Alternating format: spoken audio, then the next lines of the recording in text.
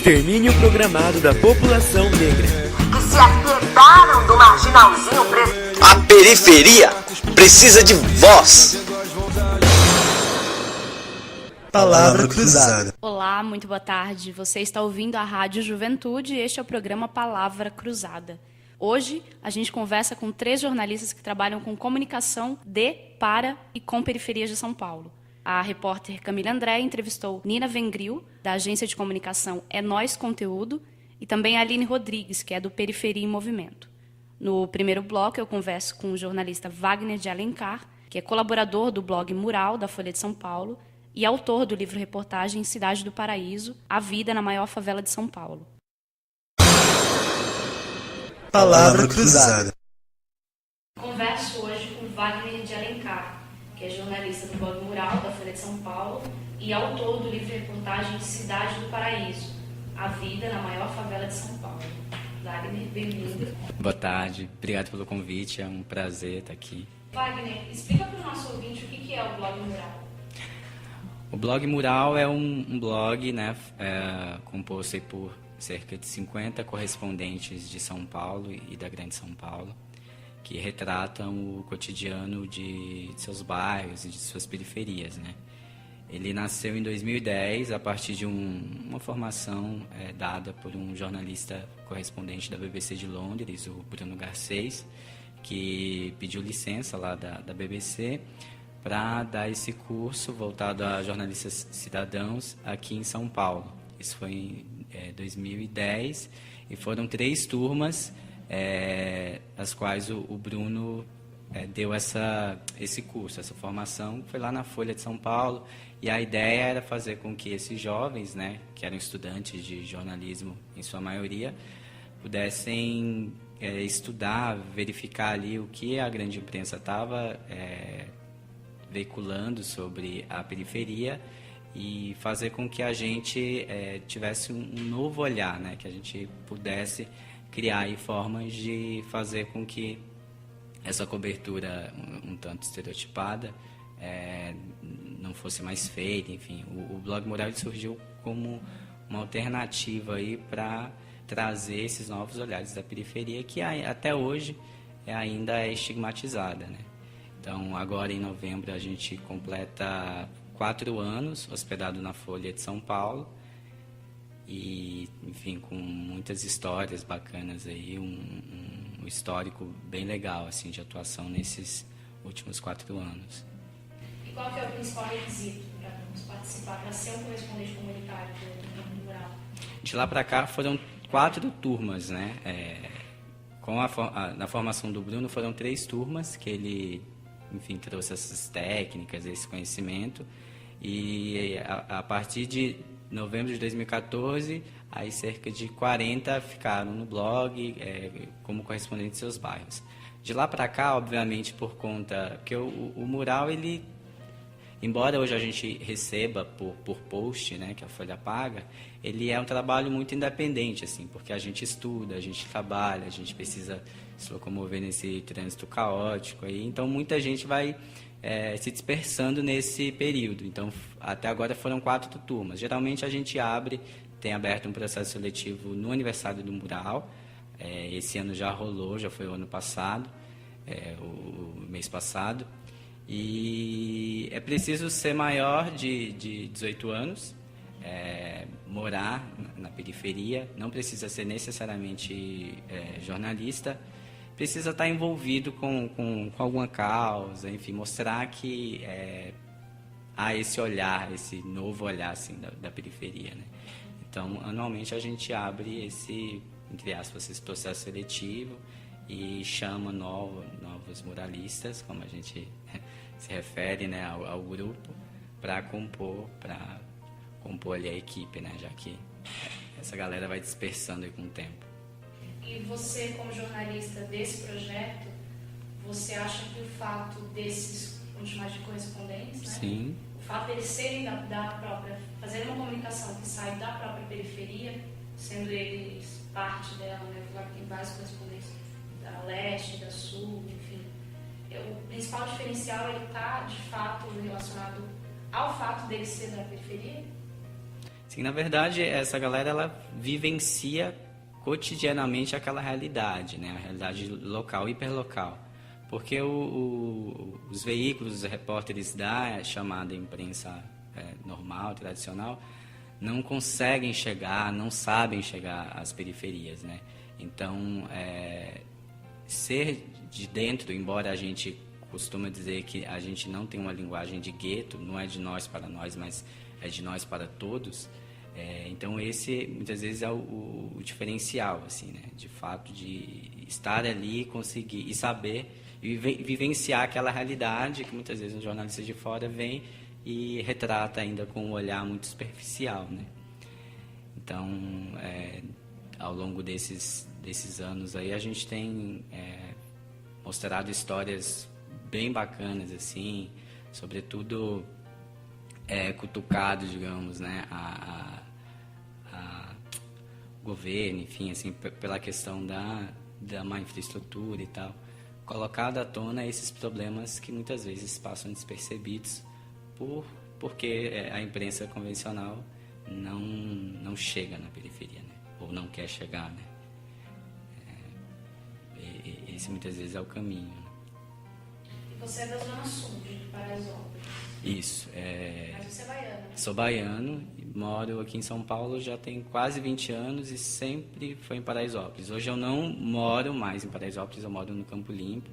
Eu saí de lá há 3 anos, mas Paraisópolis é como se fosse o quintal assim, da minha casa, porque eu não tenho identidade nenhuma com Campo Limpo e conheço Paraisópolis de cabo a rabo.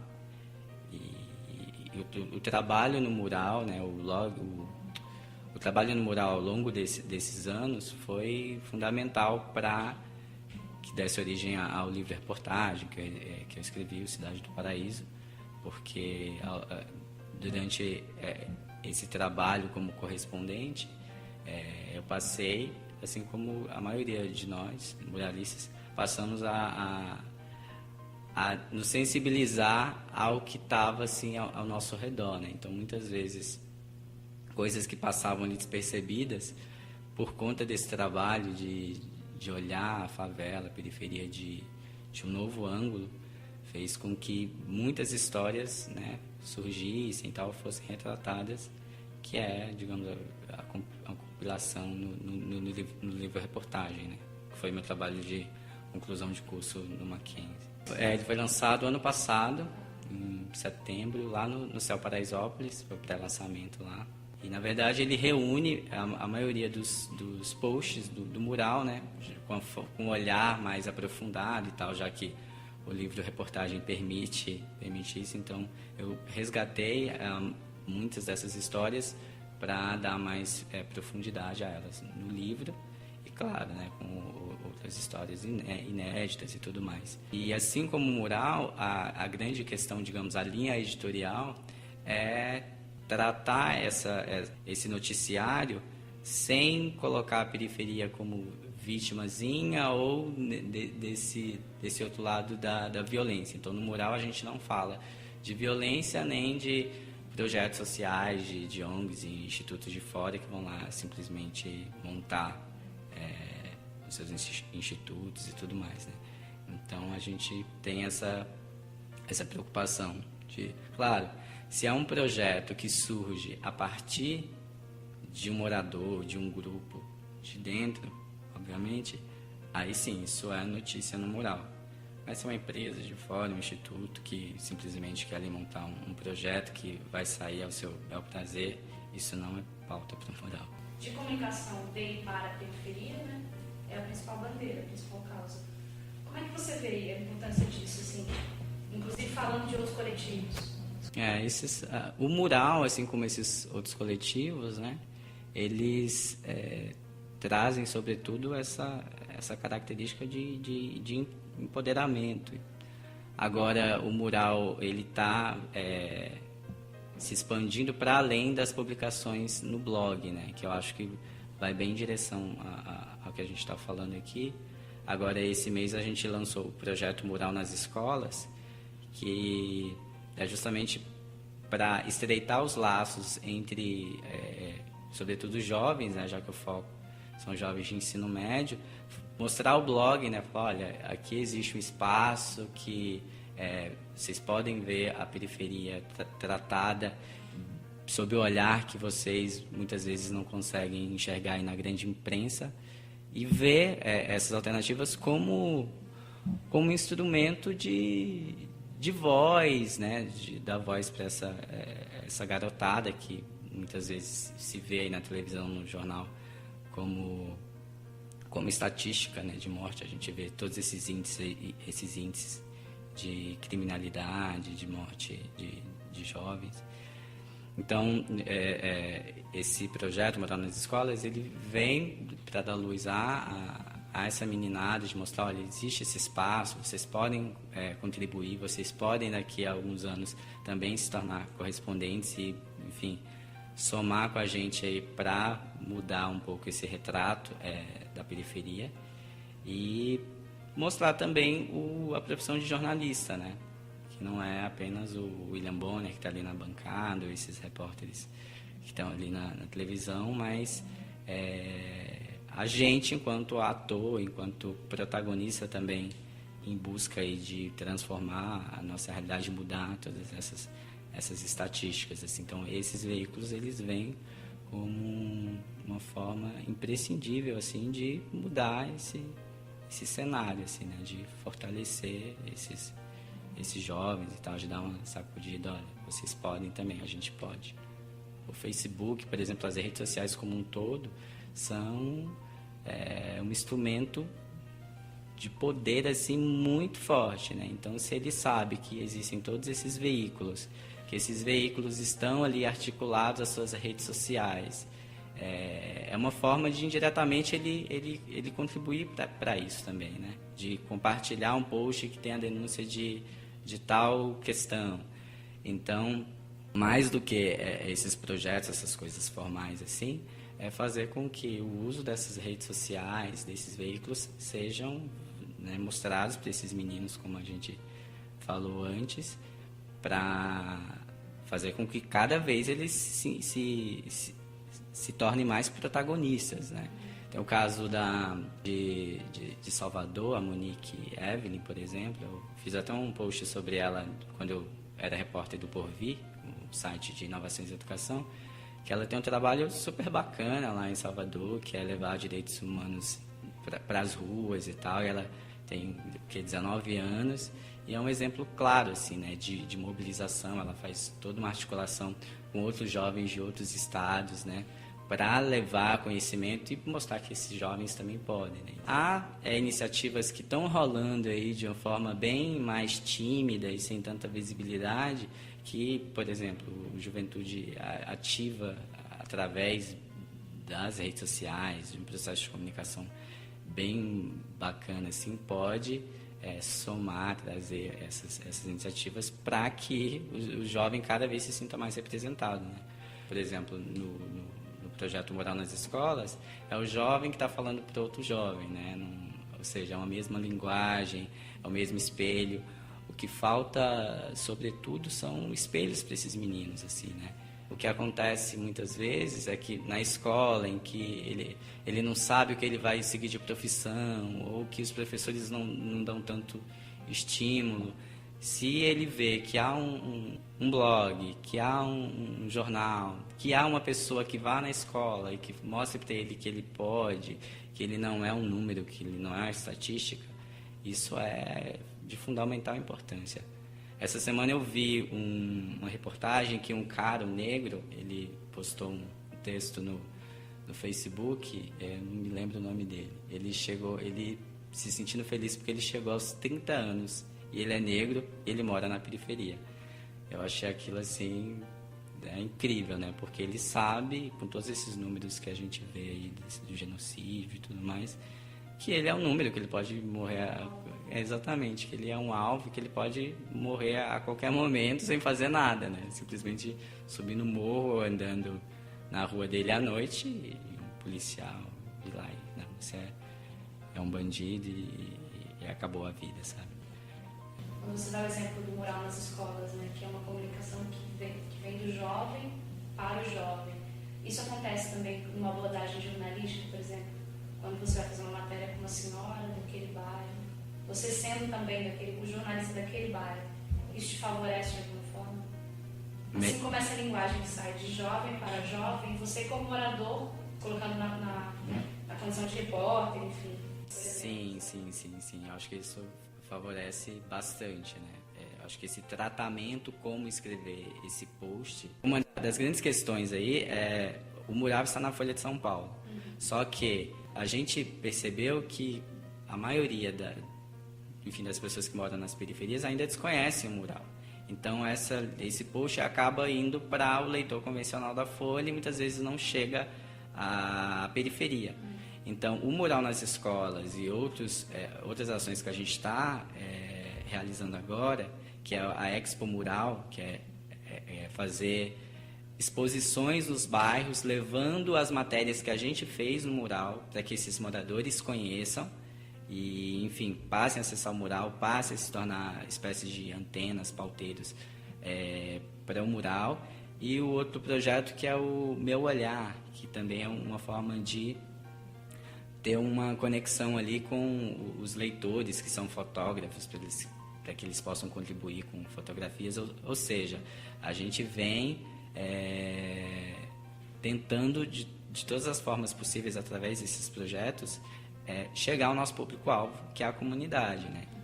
Então, essa é de fato uma preocupação, assim, de qual a linguagem que a gente vai trazer e tal. Claro, cada correspondente tem a sua forma de escrever, muitas vezes um escreve um lead mais engessadinho, outro escreve...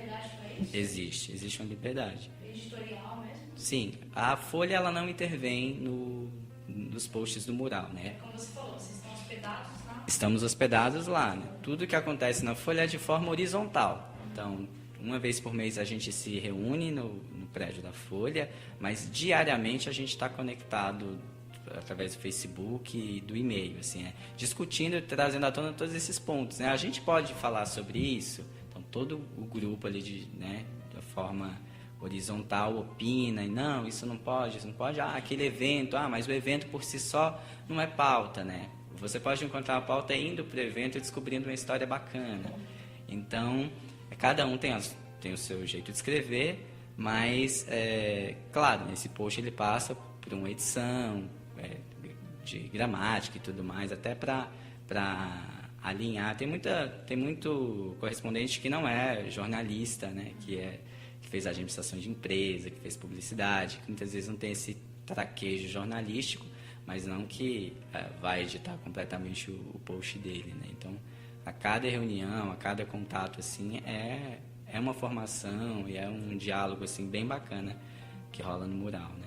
Há 2 semanas eu fiz uma matéria sobre uma professora que ela mora no Campo Limpo e dá aulas em Paraisópolis, e ela terminou o mestrado dela esse ano lá na PUC, e teve um artigo que trata sobre a juventude negra e o funk, né, a questão de gênero, aprovado num congresso que vai rolar na Universidade de Colômbia, uma das universidades mais conceituadas do mundo. E aí ela teve esse artigo aprovado, só que ela não tinha grana, né? Ela tá no meu Facebook, eu falei, bacana, você conseguiu e tal. E ela, consegui, Wagner, mas eu não tenho grana, é muito caro, passagem e tal. Aí ela disse, uma amiga minha, inclusive, me sugeriu para falar com a Valesca Popozuda, já que ela é uma, né, das analisadas. E aquela foi a minha sacada, assim, né? Eu falei, de alguma forma, eu vou botar o nome da Valesca Popozuda no post, para que isso gere uma mobilização, quem saiba possa chegar, né? Que ela, por si só, talvez ficasse invisível, né? Como geralmente acontece com muitas histórias. E foi, assim, batata, né? Foi para a home da Folha e aí, no dia seguinte, o jornal Extra do Rio já me ligou querendo o contato dela. Aí o Extra já entrou em contato com a Valesca, porque o mural não entra em contato com a Valesca porque...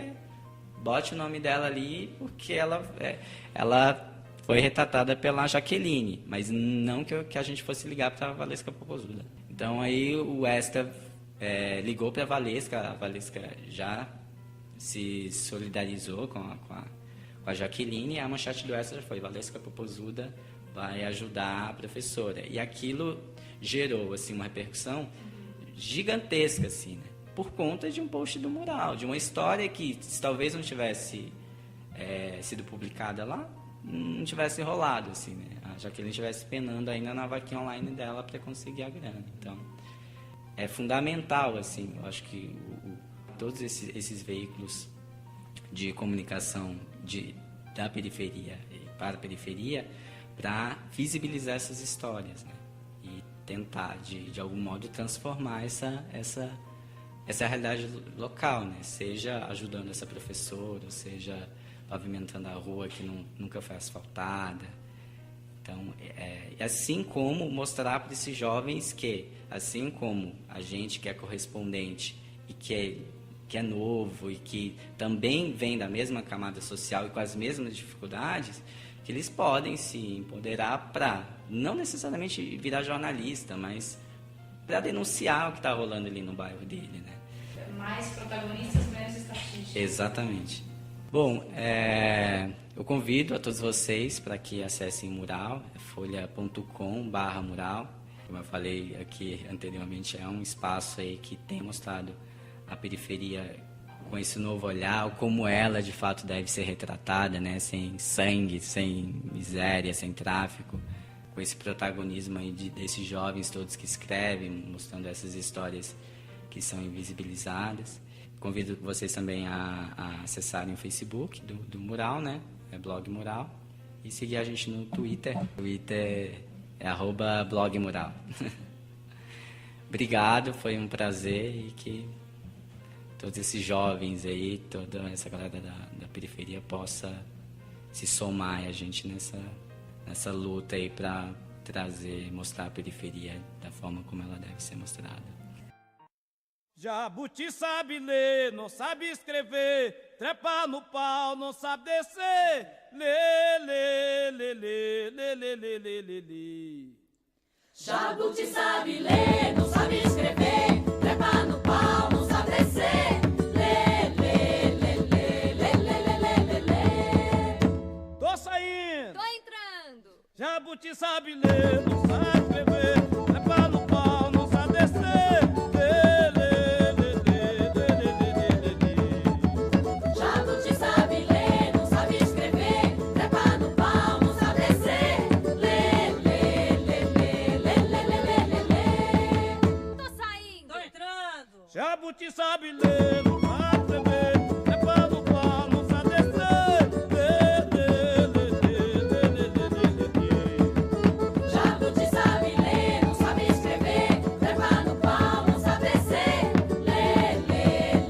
lê, lê, lê, lê, lê, lê.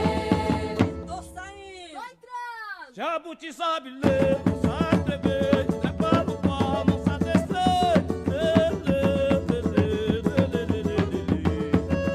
Jabuti sabe ler, não sabe escrever, trepa no pau, não sabe descer. Lê, lê, lê, lê, lê, lê, lê, lê, lê. Tô saindo. Eu tô entrando. Jabuti sabe ler, não sabe escrever, trepa no pau, não sabe descer. Lê, lê, lê, lê, lê, lê, lê, lê, lê. Jabuti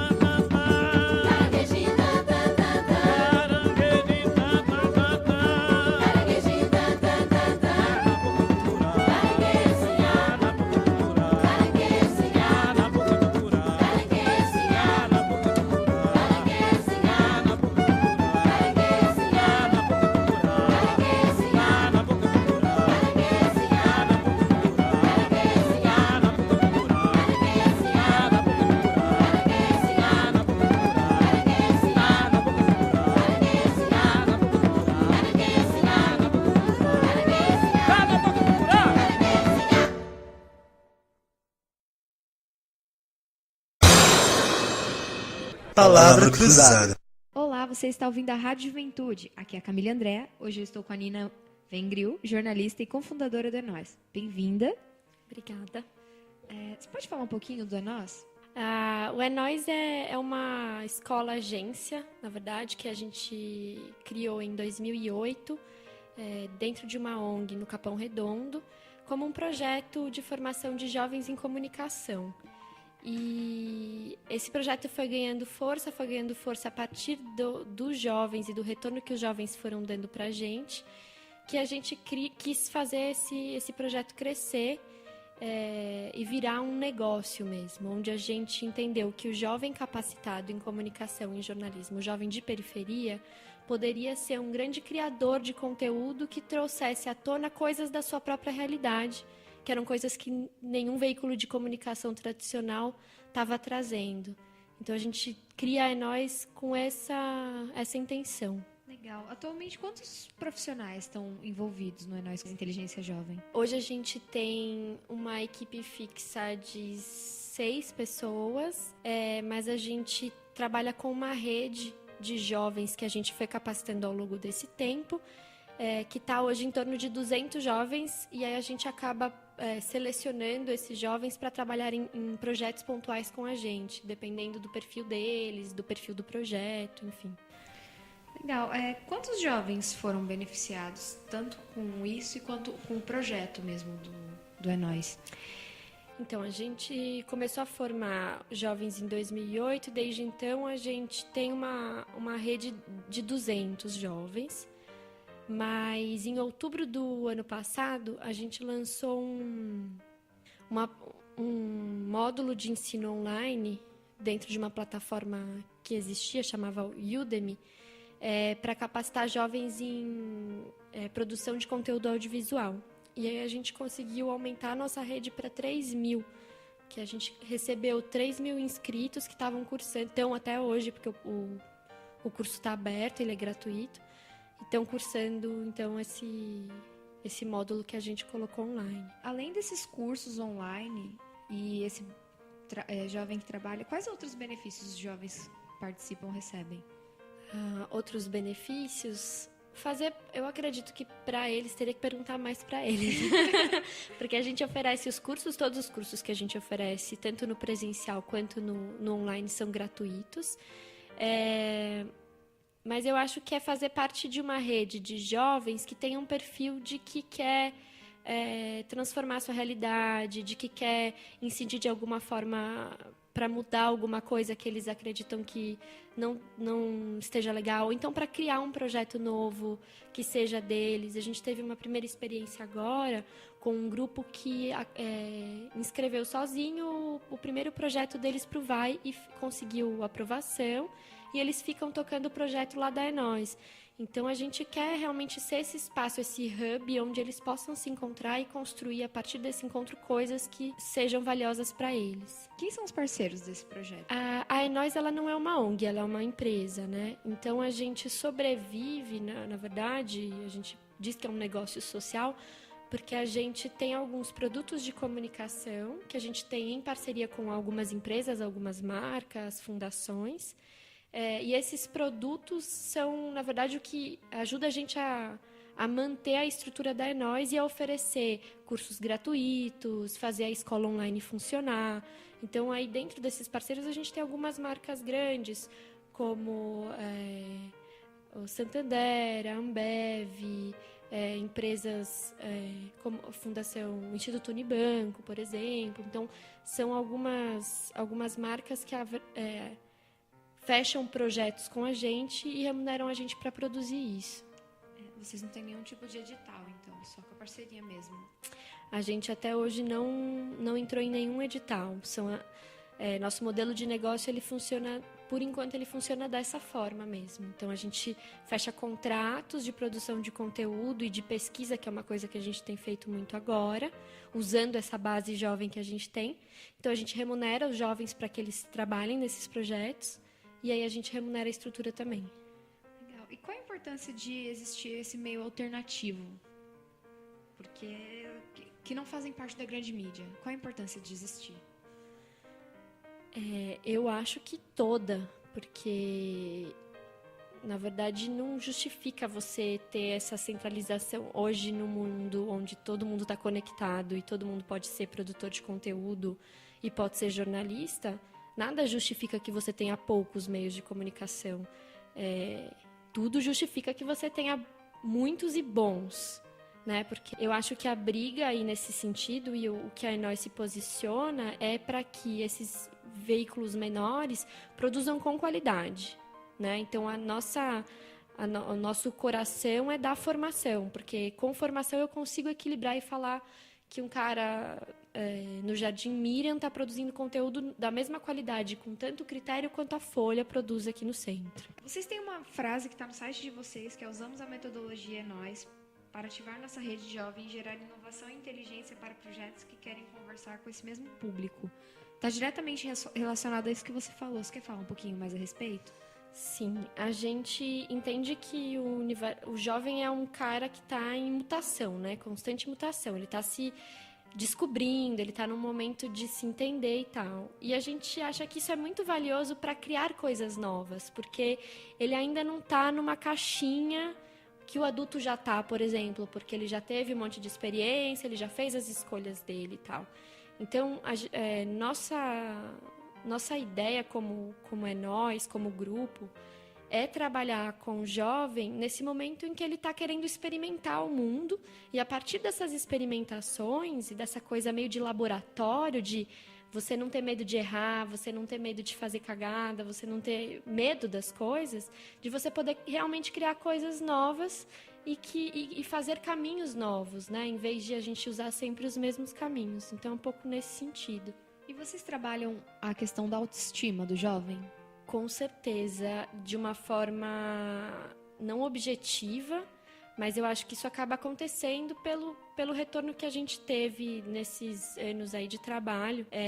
Eu acho que o jornalismo em si é uma ferramenta muito poderosa para você se descobrir, porque você fica mais questionador, você fica mais crítico, você observa mais as coisas.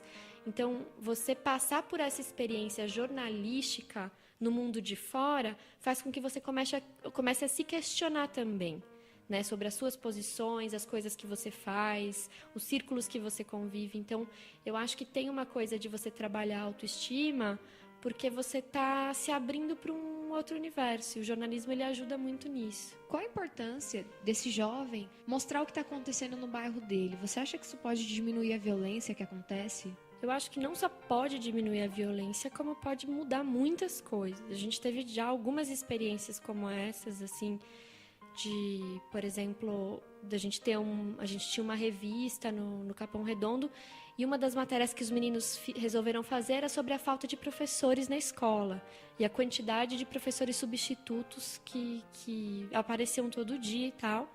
E a gente publicou essa revista com um número absurdo de faltas, né? Faltam 12 mil professores no ensino médio em São Paulo por dia. Então, é um problema muito grave. E aí, isso gerou uma comoção das escolas. Muitas escolas atacaram a gente do tipo, não, vocês não podem publicar esse tipo de informação. Mas sim, essa informação é pública, né? Então, eu acho que isso gera uma conscientização no jovem do tipo, puta, por que eu nunca parei para pensar que eu posso reivindicar a falta de professor na minha escola? E, ao mesmo tempo, da comunidade se mobilizar, porque uma vez que você está colocando, né, uma coisa estampada em algum lugar, você começa a fazer com que as pessoas se incomodem com aquilo. E o incômodo, ele é um gerador ou de conflito ou de solução, né? Então, mas por si só, ele não é o jornalismo por si só, ele não é essa transformação, né? Ele é só ele acende um foguinho. Para a coisa acontecer mesmo, tem muitas outras partes envolvidas. Atualmente, há um grande crescimento na morte de jovens que moram em regiões periféricas. Como é que o jovem, ele sendo alvo disso, pode tentar se defender? Eu acho que isso é uma questão muito delicada, porque o jovem é um cenário de conflito, né? Onde o jovem é muito vulnerável E se ele se expõe para denunciar esse tipo de coisa, é a cara dele que está lá também. Né? Então, eu acho que nesse caso, no caso de mortalidade juvenil, no papel dele como jornalista, como comunicador, seria mesmo tentar mobilizar as áreas públicas que são responsáveis por resolver esse problema. E não que ele seja o justiceiro e que ele seja o cara que vai lá e vai fazer as denúncias. Enfim, eu acho que o papel dele como articulador para tentar, de alguma forma, fazer o poder público enxergar aquele problema e resolver, né? Existe o projeto Juventude Viva, que é do governo federal. Você pensa que ele está enquadrado nessa solução que pode ser feita? O que você pensa a respeito do plano? Meu conhecimento sobre o plano não é muito profundo. Em relação à mortalidade, eu também não poderia te responder. Mas o que eu acho é que o plano Juventude Viva hoje, convivendo muito com os jovens da periferia, eu acho que ele está muito distante desse jovem. De diálogo mesmo, de primeiro se explicar para esse jovem, então fazer o jovem entender o que é esse plano, para que depois o jovem possa participar da construção e da utilização desse plano junto aos poderes públicos locais. Porque eu acho que o que falta hoje, principalmente na periferia, é esse diálogo, né, que não se estabelece entre a comunidade e o poder público. Os canais, eles existem, os planos, eles existem, os programas existem, mas parece que ninguém conhece, né, dentro da comunidade onde ele precisaria funcionar. Então, eu acho que falta um pouco essa volta, né, da coisa, quando ela é pensada e estruturada, como é que ela volta para a comunidade, para que isso deixe de ser apenas um plano e vire uma ação. Você acha que isso seria melhor se partisse do próprio lugar? Seria mais bem estruturado? Não digo mais bem estruturado, mas eu acho que poderia funcionar. É aquela história, quando você não me chama para construir junto, a hora que você me chama e já está pronto, que graça tem? Não foi uma coisa que eu fiz, né? Não foi uma coisa que eu participei do processo. Então, a minha primeira reação é sempre, peraí, poderia ter feito melhor, né? Porque isso é do ser humano. Então, eu acho que sim, se você respeita um processo onde a construção ela vem da base, de quem realmente passa pelo problema, talvez você consiga solucionar esses problemas de uma forma mais fácil. E aí, de novo, voltando na coisa que a Enóis trabalha muito, que é o olhar de dentro para fora. Então, não vem impor uma solução só porque você é um pesquisador e estudou muito aquilo. Conversa primeiro comigo e vê se eu não posso criar junto com você. Né? Você tem um conhecimento, eu tenho outro, e a gente pode transformar isso de uma outra forma. Então, eu acho que sim. Você quer falar um pouquinho da história do Enóis? Quer deixar contato? Eu quero. Na verdade, eu acho que eu vou falar de alguns projetos que a gente tem, porque interessa muito para esse público para qual eu estou falando. A gente, dentro da Enóis, tem alguns canais de conteúdo que eu vou deixar aqui divulgados. Primeiro é o nosso site, que é o enoisconteúdo.com.br. A nossa página no Facebook é Enóis Conteúdo. E a gente tem um projeto que chama Escola Livre, que é um canal online, escolalivre.me, que a gente coloca lá toda a tradução das notícias do mundo numa linguagem jovem, para que o jovem possa entender melhor o mundo. Então, a gente tem uma equipe interna, né, nós que faz toda essa leitura das notícias, do que sai nos jornais e tal, e traduz isso para uma linguagem jovem, para que o jovem possa se relacionar melhor com o que está acontecendo ao redor dele. Agora vem a pergunta mais difícil de todas. Quer deixar um recado para os ouvintes? Nossa, gente. Eu queria deixar um convite para os jovens que têm interesse em jornalismo, que querem se capacitar ou que querem aprender coisas novas. A gente acabou de conseguir um financiamento pelo Catarse, um financiamento coletivo, para lançar uma plataforma online de ensino de jornalismo gratuito, que sai agora em setembro. Então, fiquem ligados na nossa página, Enóis Conteúdo, no Facebook. O escoladejornalismo.org, a gente vai lançar muito em breve. com vários cursos ministrados por profissionais da área. Eles acontecem a qualquer momento. Você entra lá, se inscreve e você vai cursando no seu próprio tempo. Então, não precisa se programar, não precisa reservar nenhum horário fixo na agenda. A ideia é que a gente consiga, com isso, ampliar a nossa rede, então ter cada vez mais gente produzindo conteúdo a partir da sua realidade, do seu olhar, da sua comunidade, do seu bairro, da sua escola, para que a gente possa ter cada vez mais diversidade de olhares e entender como que o Brasil é exatamente, em cada lugarzinho do Brasil, a gente conseguir olhar para um Brasil mais de verdade mesmo. Os cursos têm um certificado, a gente não é validado pelo MEC ainda, mas a gente tem um certificado da escola. Obrigada pela participação. Obrigada eu. Estou convidada para voltar.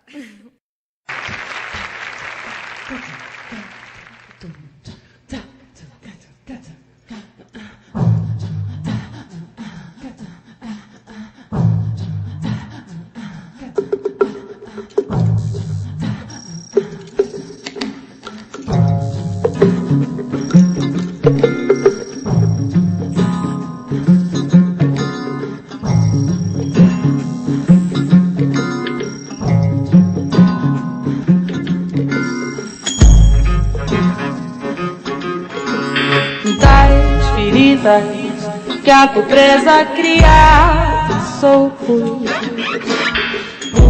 O que do resto restaria aos urubus. Pois por isso mesmo este blusão caniça, fiz no rosto este make-up hipocalipse. Quis trazer assim nossa desgraça longe. Sou punk da periferia, sou da freguesia do aqui pra você, sou da freguesia. Sou punk da periferia, sou da freguesia do aqui pra você, sou da freguesia.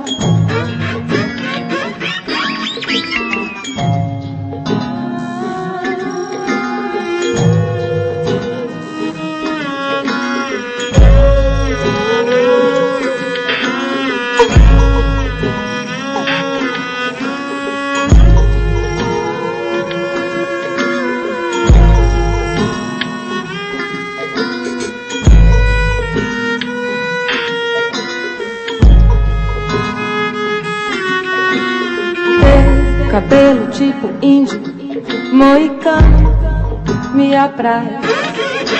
Saber que entraremos pelo cano satisfaz. Vós tereis um padre pra rezar a missa 10 minutos antes de virar fumaça. Nós ocuparemos a braçada paz.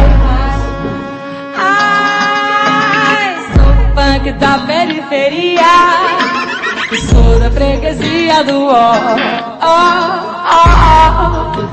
aqui pra você, sou da freguesia.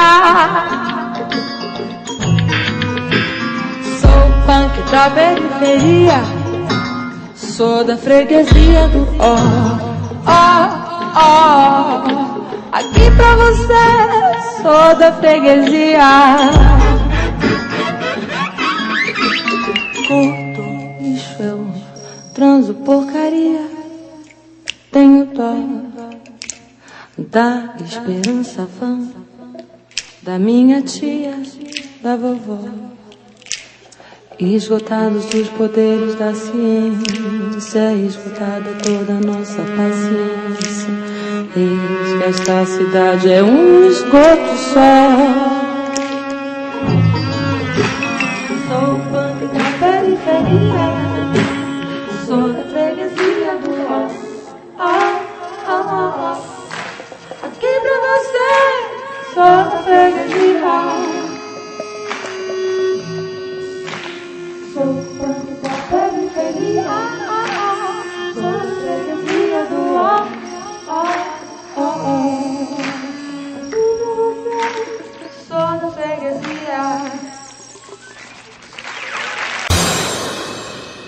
Palavra cruzada. Olá, você está ouvindo Palavra Cruzada. Aqui quem fala é a Camila Andrea. Hoje eu estou com a Aline Rodrigues, que é integrante do coletivo Periferia em Movimento. Aline, bem-vinda. Obrigada. Você gostaria de falar um pouquinho sobre o Periferia? Periferia em Movimento é um coletivo de comunicação, como a gente coloca até no próprio nome, né, voltado para as periferias de São Paulo. Então é um olhar, primeiramente, para as periferias, para as culturas periféricas, o que tem sido feito nas periferias, e a gente divulga, né, espalha as informações, principalmente por meio do nosso site, mas também pelas redes sociais e, sempre que possível, em encontros presenciais. Vocês têm algum tipo de incentivo, algum edital para auxiliar vocês? Então, por 2 anos, nós ganhamos o programa Vai e conseguimos fazer 2 projetos, né, diferentes. Já ganhamos uma seleção também de incubação, então nós recebemos um apoio para pensar na gestão do projeto, e junto a gente ganhou também uma verba, né, para ajudar a estruturar, mas hoje não temos nenhum edital. A gente busca, a gente está sempre de olho nisso, né, nas possibilidades, mas não, no momento não. E qual a abordagem que o Periferia em Movimento tem? Olha, eu diria que, como eu falei, né, de que o Periferia em Movimento tem esse olhar para a periferia, a gente gosta de dizer que é um olhar, não é qualquer olhar, é um olhar de dentro para dentro. A gente até se define como um jornalismo sobre, então que fala da periferia para a periferia, para quem está lá, e a partir dela. Então não é um olhar de dentro, de fora, um olhar distante, um olhar de helicóptero, né, que olha lá de cima e deduz toda uma história. É um jornalismo que senta do lado, entende, escuta de verdade, né, a sua fonte e considera todo o contexto inserido ali. Então, na verdade, é uma tentativa, né, de fazer um jornalismo dessa forma. E qual a importância de existir esse tipo de jornalismo do de dentro para dentro? É de você conseguir chegar mais próximo da realidade. Porque o Periferia em Movimento ele surgiu dentro da universidade, né, de jornalistas ali em formação, com um incômodo, porque cada um morava numa periferia da cidade de São Paulo e a gente não se via representado na mídia. Então, acho que a importância desse jornalismo, e é um jornalismo também que a gente defende, né, cada conversa com as pessoas, que não está na mão só do jornalista, é uma comunicação plural. Então, não é uma comunicação que vai lá, um jornalismo, um retrato generalizado. É personalizado, sabe? Específico, cuidadoso. Então, entendendo que cada indivíduo que está na periferia é uma realidade diferente, tem uma identidade própria. E qual a importância das redes sociais para o Periferia em Movimento? O Periferia em Movimento ele vem numa consequência, né? A gente está nas redes sociais hoje por um movimento forte, enfim, de outros movimentos também que estão nas redes e que a gente vem para somar. E o nosso trabalho ele só é fortalecido muito pelas redes, porque por mais que hoje o nosso blog tenha uma carinha de site, né, porque tem vários espaços lá, promove algumas coisas, mas ele é uma estrutura de blog. Então já é uma internet 2.0, né, que se propõe a interação. E aí expande para as redes sociais, né, as convencionais aí e tal, que fortalece e permite essa alimentação, sabe? Porque eu acho que uma coisa diferente de um jornalismo mais tradicional é isso também, porque o jornalista sempre falou o que, né, trouxe a posição, a linha editorial da mídia, e o leitor, muitas vezes, o telespectador, não tinha esse espaço. Então, acho que esse é o grande ganho das redes sociais, né? Que se não gostou, a pessoa pode ir lá reclamar e acrescentar e publicar também. Você acha que esse ganho que as pessoas tiveram de poder opinar pode auxiliar na diminuição da mortalidade juvenil, tendo em vista que vai ser mais divulgado, que vai ser mais discutido? Sim. Não que seja diretamente, sabe? A garantia de, olha, quanto mais divulga, menos diminui. Mas acho que mais na linha do que você falou de coloca em discussão, coloca em evidência. Porque a gente do Periferia em Movimento defende muito essa possibilidade de você mostrar para o mundo o que muitas vezes está sendo feito localmente, não é reconhecido, não tem um incentivo que merece. E aí a gente joga na internet, nos canais possíveis, para que isso ganhe força e consiga ter um poder de transformação maior. Então, é isso, né? O Periferia em Movimento, ele também, na universidade, quando a gente começou a pensar no que a gente ia fazer, a gente partiu de um movimento que falava de violência. E era o que protestava contra a violência, era uma iniciativa de jovens. Tem a ver com isso, sabe? Foi uma discussão que a gente fez sobre o quanto um movimento, essa coisa de reunir pessoas para reclamar sobre, para dar alternativas, pensar junto, evidenciar situações, o quanto isso tem força para mudança. Então isso vem lá de trás na nossa crença, né? Que com certeza isso contribui com mudanças, né? Vocês acham que é importante trabalhar também na autoestima do jovem, dando poder a ele? Fundamental. Tanto que a gente defende de que a comunicação não está só na mão dos jornalistas, né? Que qualquer um pode ser comunicador. E justamente por conta dessas redes que estão hoje, né, bem estruturadas, não só redes sociais e internet, mas das relações mesmo, né? O acesso à informação é muito maior. Então a gente defende que qualquer um pode ser um repórter, né? Você tem esse senso de curiosidade, de buscar mais informações, se tem alguma coisa ali que te incomoda, você pode investigar. Se de repente a mídia convencional fala uma coisa que não é muito lá a verdade da sua região, do seu bairro, você pode se posicionar também, né? Então a gente defende isso e procura sempre que possível empoderar mesmo as pessoas disso, né? Vocês têm alguns projetos para formar jornalistas mirins ou foram até em aldeias, né? Você pode falar um pouquinho disso? Claro. É dentro dessa nossa crença mesmo, assim. Porque quando a gente tá só na internet, a gente tem um público, por mais que amplo, o nosso contato com esse público é limitado. E aí as pessoas, de repente, acessam lá o nosso site, falam, olha que legal, né, o que eles fazem, mas não se empoderam dessa ferramenta do jornalismo. Eles apenas acessam o que a gente produz, né, acessam o que a gente produz, no máximo, de repente, opinam, abrem uma discussão, mas não refletem o quanto elas também podem produzir. Então, nessas oficinas, a gente tem feito vários formatos diferentes, a gente propõe isso mesmo. Vamos refletir qual é o papel do jornalista. E será que é só um jornalista que pode retratar um fato? Será que também não posso ter o poder de transformação por meio da comunicação no meu dia a dia, sabe? Não é só por meio de um texto formal e ali devidamente revisado e publicado, mas numa conversa do dia a dia. Tudo é comunicação, né? Então é isso que a gente leva, assim. E a gente já levou para as escolas públicas, para 2 aldeias guaranis, né? Uma em extremos da cidade, uma em Parelheiros, uma no Jaraguá. E procura sempre que possível. Agora a gente está na universidade, com um curso de extensão, para levar essa discussão para a universidade também. Como é que a gente retrata, a gente discute a cidade, e seja ela periferia ou centro, como é que é a relação dessas pessoas que estão, né? Como é que o jovem pode, ele mesmo sendo alvo, combater a mortalidade? Eu acho que é bem difícil essa pergunta, mas importante, porque é uma pergunta que eu entendo assim, como é que eu mesmo consigo me salvar se ninguém me apoiar nessa? Né? Se eu estou sozinho na mira, né? E eu acho que é uma crença pessoal, assim, acho que eu acabo refletindo no Periferia em Movimento também, mas que as pessoas não são sozinhas no mundo, sabe? Todo mundo depende de todo mundo. Então é difícil pensar que você sozinho vai contornar. Mas eu diria que quando você tem uma oportunidade, independente da situação que você tem, você consegue enxergar as possibilidades, aí tá na sua mão escolher, sabe? Porque o grande problema é quando os jovens, né, enfim, falando de qualquer faixa etária, mas pensando agora nos jovens, é quando eles não têm a noção que eles podem. Eles não enxergam alternativas. Eles só entendem que, esse é o caminho, não tenho... Puxa, eu tinha um sonho de fazer N coisas, mas não, isso não é pra mim. E na periferia a gente percebe que isso é muito comum. Nas periferias de São Paulo, enfim, em grupos que são, muitas vezes, subjugados na sociedade. As pessoas não se acham capazes, sabe? Isso é muito grave, porque todos nós somos. E a diferença muitas vezes está no ter a oportunidade, tem a ver com a autoestima que você falou.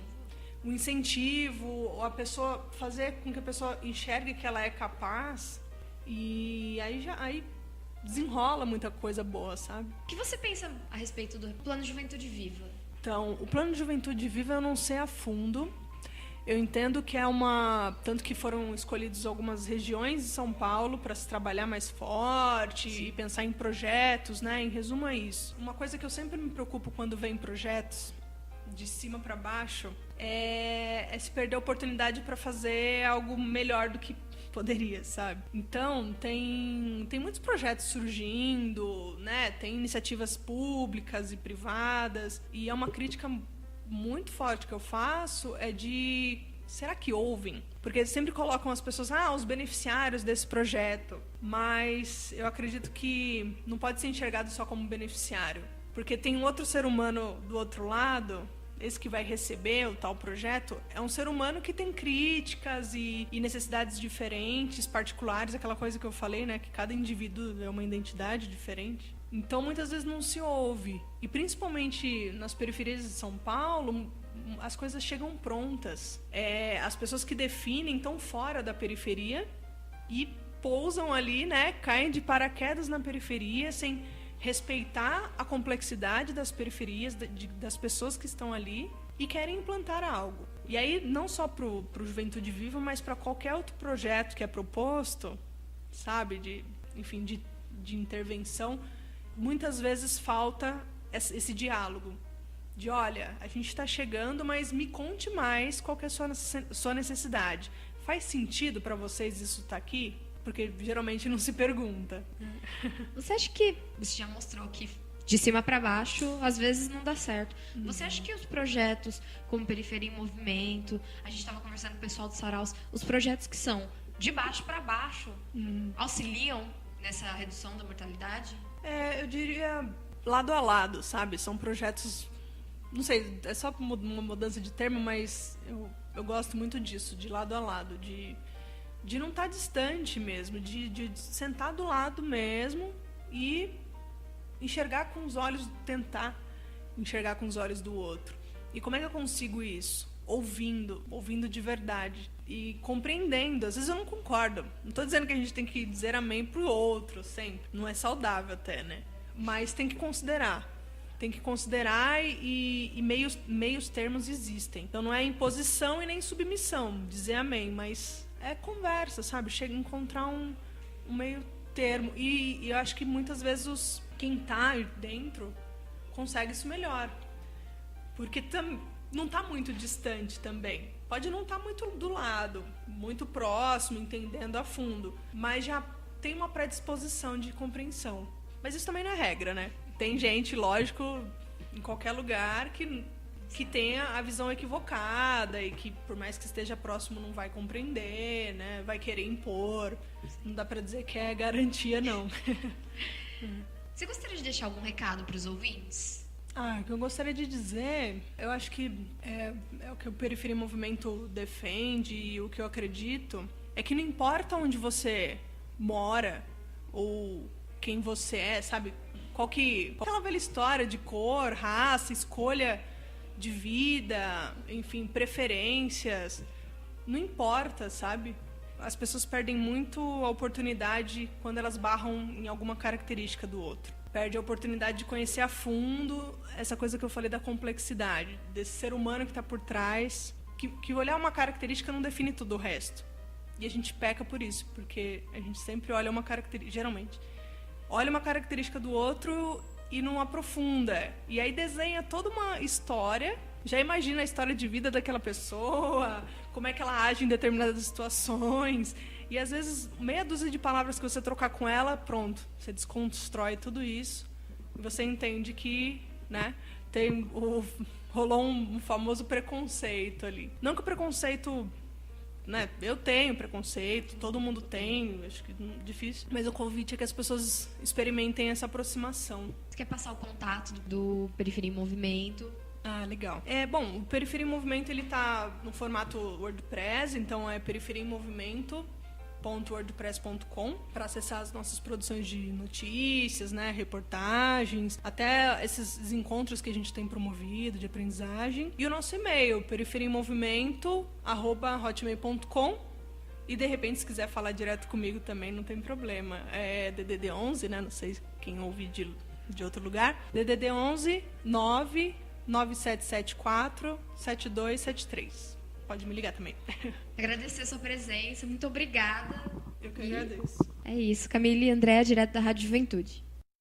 Pois é, esse foi o programa Palavra Cruzada. E se você perdeu a edição de hoje sobre comunicação em periferia, tem reprise no domingo às 9h e na terça às 11h. Você pode ouvir pelo radiojuventude.com.br, também acessar os programas anteriores lá no YouTube, Palavra Cruzada, Juventude Viva. Na edição passada, a gente falou sobre a Marcha contra o Genocídio do Povo Negro, que acontece daqui a pouco, às 5h30, com concentração ali no vão do MASP. Se você estiver por perto, participe, acompanhe, a Rádio Juventude estará por lá. Eu sou Neumísia Silvestre, volto na sexta-feira que vem, a partir das 4h. Até lá!